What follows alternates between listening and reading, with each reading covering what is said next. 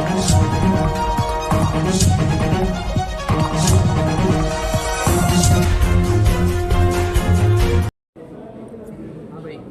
हुक्म करो सरकार।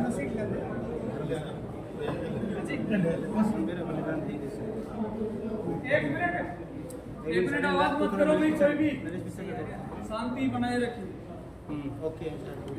जिले में आज से सदस्यता अभियान की शुरुआत की है, क्या कुछ लक्ष्य है झुंझुनू जिले में अभियान को लेकर?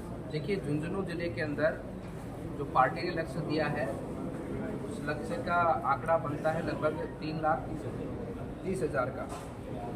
लेकिन हमारे को अपने कार्यकर्ताओं पर विश्वास है कि यहाँ पर लगभग 3.5 लाख से अधिक सदस्यता अभियान के तहत सदस्य बनेंगे और एक नए कीर्तिमान को स्थापित हमारा झुंझुनू जिला करेगा। क्या कुछ कार्यक्रम चलाए जाएंगे जिले भर में सदस्यता अभियान को लेकर?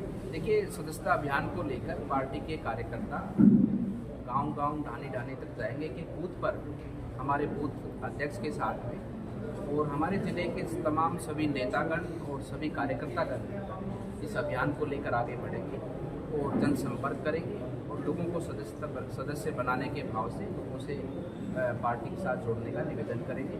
और इस प्रकार से ये अभियान आपको आने वाले समय पर हमारे इस झुंझुनू जिले के अंदर आपको देखने को मिलेगा। और इस अभियान की शुरुआत, जैसा कि आपको विदित है कि माननीय प्रधानमंत्री जी ने 1 तारीख को की, तो जो हम कार्यकर्ता करेंगे, जो आज हम करने को जा रहे हैं, ऐसा ही कार्यक्रम माननीय प्रधानमंत्री स्वयं भी और पार्टी का एक नेता, सभी नेतागण और सभी हमारे कार्यकर्तागण इस अभियान को जन जन तक ले जाकर सबको साथ जोड़कर और भारतीय जनता पार्टी के सदस्य बनाने का कार्यक्रम आगे बढ़ाएंगे। आने वाले दिनों में झुंझुनू में उपचुनाव भी है और बूथ स्तर को मजबूत करने की पूरी प्लानिंग है इस सदस्यता अभियान से। क्या कुछ कार्यक्रम रहेगा बूथों पर? देखिए, वैसे तो भारतीय जनता पार्टी का संगठन बहुत मजबूत संगठन है और न केवल देश अभी तो दुनिया के अंदर बहुत मजबूत संगठन है। पार्टी का कार्यकर्ता एक निष्ठावान कार्यकर्ता के भांति काम करते हुए पार्टी को हर परिस्थिति के समय पर पार्टी को जिताने का कार्य करता है। और आपने देखा होगा कि लोकसभा का परिणाम भी बहुत कांटे का रहा और कुछ ही वोटों के अंतराल से भारतीय जनता पार्टी पीछे रही है। लेकिन आने वाले विधानसभा चुनाव में भारतीय जनता पार्टी के कार्यकर्ताओं की मेहनत से आप देखेंगे कि यहाँ पर भारतीय जनता पार्टी का परचम लहराएगा और यहाँ पर भारतीय जनता पार्टी का सदस्य विधानसभा सदस्य के रूप में विधानसभा में पहुँचेगा। जो पहले से पुरानी सदस्य हैं, बयान दिया है कि साइकिलों का कलर चेंज होगा, भगवा होगा, केसरिया होगा, उसको लेकर एक बार फिर झुंझुनू में सियासत हो गई और सोवियत का प्रतीक झुंझुनू जिला के है। देखिए, ऐसा कोई भाव नहीं है जो सरकार के द्वारा साइकिल दी जाती है छात्र छात्राओं को। और उसमें सरकार, क्योंकि कलर, रंग, ये सब व्यक्ति की भाव को, उसके विचारों को बदलते हैं। और भगवा रंग से तो करुणा आती है, प्रेम आता है, भगवा रंग से तो विश्वास आता है, भगवा रंग से तो लोगों का कल्याण की भावना मन में आती है। तो मुझे नहीं लगता कि इसमें कोई आपत्ति होनी चाहिए। ये भगवा रंग हमारे देश का रंग है, हमारे देश की संस्कृति का रंग है, हमारे तिरंगे का रंग है। और मैं मानता हूँ कि इस रंग के माध्यम से सबका कल्याण की भावना मन में जब आए तो वो रंग अवश्य रूप से हम सबको धारण करना ही चाहिए, क्योंकि उस वेश के माध्यम से, उस रंग के माध्यम से हमारे मन के विचार बदलते हैं और हमारा मन का विचार ऐसा होता हो कि जिसमें सबका कल्याण हो, किसी का भी, किसी के लिए भी हित भावना अपने मन में ना रहे, सबके कल्याण का भाव मन में आए, ऐसा विचार तो जन जन में पहुँचना ही चाहिए। नहीं, जो पहले पित्रोदा ने बयान दिया है कि राहुल गांधी की छवि खराब की जा रही है, उनमें फ्यूचर प्रधानमंत्री बनने के सारे गुण हैं। देखिए, वो उनको लगता होगा और इतना ही उनको ज़्यादा लगता है तो वो तो, क्योंकि अगर उनमें गुण ही होते तो देश की जनता गुणों को ज़्यादा देखती है। और राहुल गांधी जो हैं वो छुपे नहीं किसी से। जैसा राहुल गांधी जी का विचार है, जैसे राहुल गांधी जी के भाव हैं और जैसे उनके कर्म हैं, ये सारे देश की जनता जानती है और वो जहाँ है वो वहीं रहेंगे।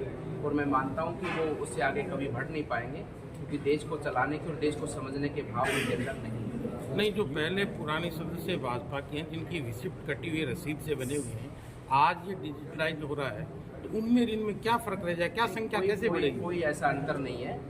भारतीय जनता पार्टी के जो पुराने सदस्य हैं उनके तो रोम रोम में भारतीय जनता पार्टी, और ये भारतीय जनता पार्टी का जो आज इतना बड़ा विशाल संगठन है, ये उन्हीं कार्यकर्ताओं की मेहनत से है।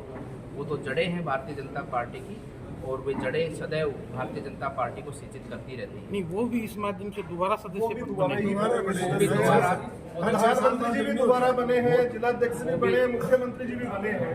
जो सदस्यता अभियान है, जो जितने कार्यकर्ता हैं, वो जो पहले भी बन गए वो भी दोबारा मिस कॉल माध्यम से, नमो ऐप के माध्यम से दोबारा बने। नहीं, एक 30 साल पुराना 20 साल पुराना कार्यकर्ता आज अगर इससे बनता है, ऐसा कुछ नहीं है कि आज वो अगर नहीं रजिस्टर्ड होते तो वो सदस्य नहीं रहेंगे। वो तो मैं कह रहा हूँ ना, भारतीय जनता पार्टी की जड़ें हैं और वो भारतीय जनता पार्टी को वो जड़ें ही सिंचित कर रही हैं आज भी।